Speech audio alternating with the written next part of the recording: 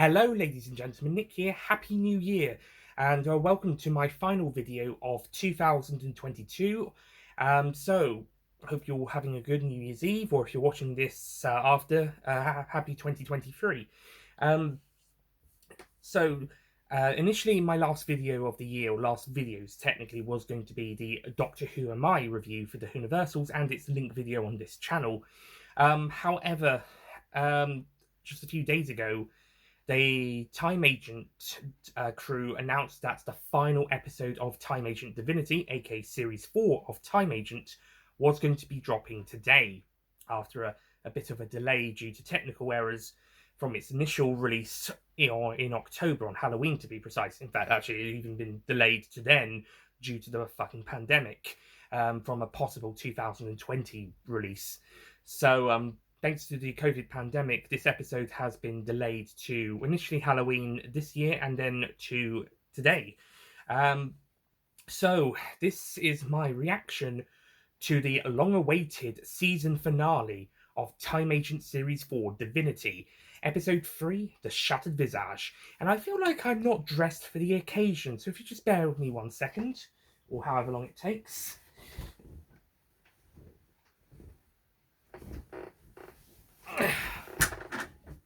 Oh, bloody globe. Ignore that. Okay, technically this is not a Time Agent costume. I'm not cosplaying as a Time Agent character. I am just putting on part of my Agent Nick costume, because Agent Nick is here to discuss his opinions on Time Agent, the series that basically inspired me to do Earth Agents. And this is the season finale of Series 4. Okay, so because the series is cut short down to from 6 episodes to 3 anyway, so how does this episode wrap up this condensed series? Well, I say condensed, the episodes are quite long. Well, not so much the second one, but 1 and 3. This one is the longest episode at about 53 minutes, which beats the record of the previous longest episode, which was the Series 3 finale, Judgment Day, not to be confused with the Terminator film of the same name. But yeah, this was an incredible episode. Wow, this was okay. The first half of it was kind of basic Time Agent stuff, some really good stuff going on with Dr. Robin Turner coming back and taking Nidge and Jennifer to go and see what's going on at this new biotech facility after it was brought out by this new businessman, and they meet up with Jackson Turner as well, Dr. Jackson Turner. So some familiar faces from Series 3. Meanwhile, Mortis and Gabriel are just patrolling the streets of Darkchester when it turns out Mr. Devine and his partner, Mr. Shattard, have started looking for Gabriel, or at least they've managed to find Gabriel, and it turns out Gabriel is some sort of prince of something, and they are part of Divinity, an organization trying to protect him and look after the universe, similar to the Time Agents themselves. So some pretty clever and interesting stuff happening here, but also we've also got some more homegrown threats, as this newspaper editor guy that Scarlet Brooklyn Series 3 used to work for is still wanting to bring down Mortis and the Time Agency because I don't know, he feels like the public should know the truth or something. So that he's trying to get Mayor Bishop arrested for giving money to the Time Agency behind people's backs and making it very secretive. That's actually kind of normal for what politicians do, but apparently it's illegal. So the editor of the Darkchester Reporter is trying to get him arrested for those crimes. And all the while, the superhero person who popped up at the end of the last episode is going around and stopping crime and saving people and getting involved. And he kind of pops in. Well, I say he. It may not be a he, but let's go with they. They seem to be popping into some of these storylines along the way. We see a bit of what they do on their own, and then they pop into the biotech stuff, and they pop into the Agent Mortis, and there's even the implication that there's a certain character who it could be, but by the end of the episode, it's not explained, which isn't too much of a spoiler because I think there is going to be more Time Agents after this. There is going to be more Time Agents after this. They teased they're going to be more, but more on that later. But this was a pretty incredible episode for Series 4 to finish on. Like I said, the first half is mostly kind of standard stuff we've seen either in this series or more excitingly, harking back to what Series 2 and 1 tried to do, Series 1 and 2, with the team just investigating stuff. And it's pretty interesting to see how it's done in the more Series 4 style of that, alongside the usual Series 4 stuff that's been going on. For me, Series 4, I haven't really rewatched the other two episodes since they aired.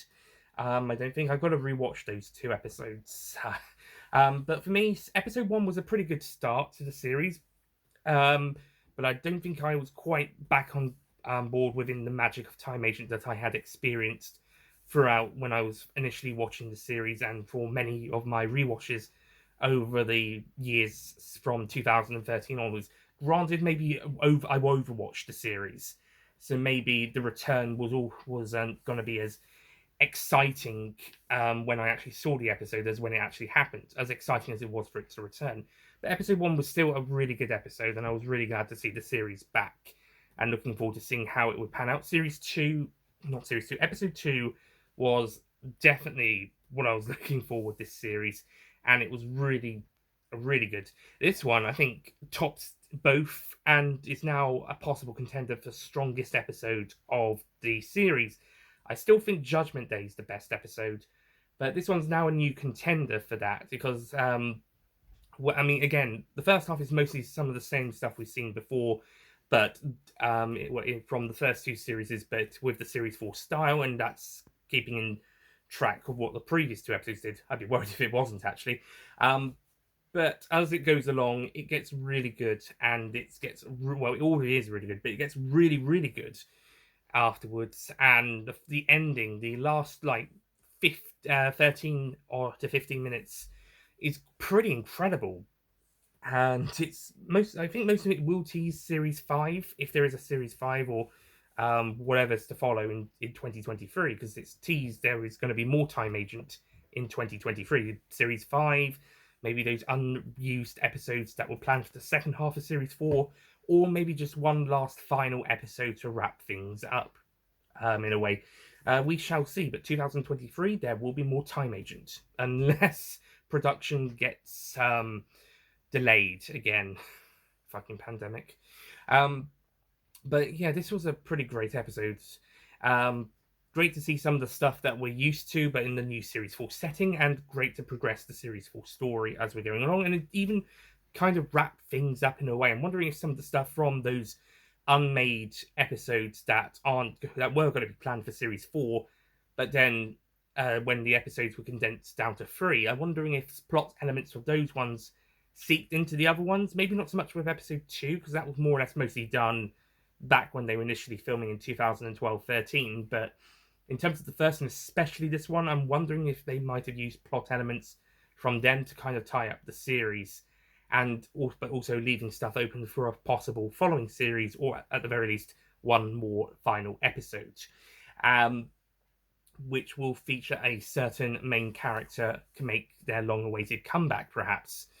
And also there is that tease towards the end of the episode that another character could possibly be related to that returning character that I was calling ever since I saw on the fan Wikipedia page that character's name, and knowing something from Series 3, I was like, oh my gosh, could it be?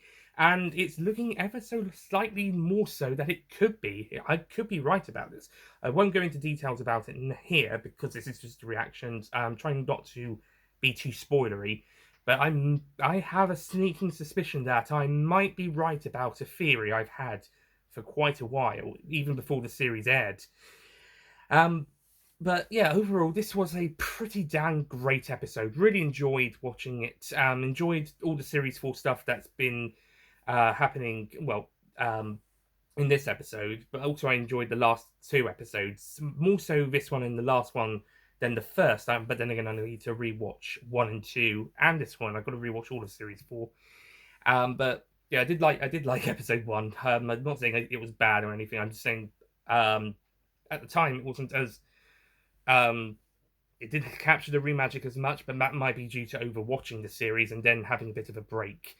But then episode 2 was more in line of what I was hoping for. And now, like I said, I'm gonna have to rewatch them, but now this one perfectly kind of merges what came before series 3 with what's been going on recently really nicely, as well as possibly setting up what's coming in the future really well, but not hampering this story. It's actually if it is series 5, it's tying in with series 4 really nicely, similar to how series 3 kind of ended, tied in with the end of series 2 really nicely, and that kind of ties in with the end of with the start of this series. In honesty, this series could all, from the very beginning, could be seen as just one continuous story. As the series do kind of link with each other, with the possible exception of the specials in series 2, but those specials are kind of a bridge between series 1 and 2 anyway.